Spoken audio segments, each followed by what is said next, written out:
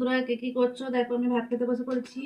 ঠিক আছে, আজকে রান্না হচ্ছে দেখো পটলের তরকারি। ঠিক আছে, দেখতে পাচ্ছ পটলের তরকারি, যে পটলের তরকারি রান্না হয়েছে, আমি ভাত খাচ্ছি।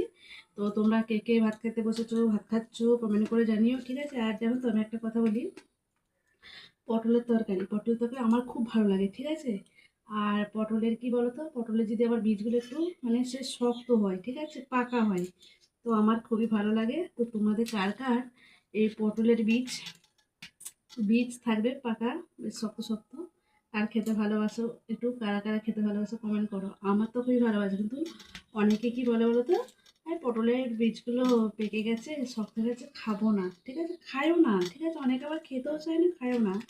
তো আমার খুবই ভালো লাগে। ঠিক আছে, আমার খুবই ভালো লাগে, আর আমি খাই। ঠিক আছে, আর আমি বাইরে থেকে পটল আনা হলে আমি সেটাই বলি, যে যেন পটলের বীজগুলো যেন বেশ শক্ত শক্ত হয়। ঠিক আছে, আমার ওটা খুব ভালো লাগে।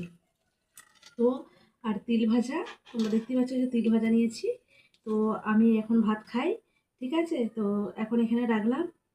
Tata, bye bye.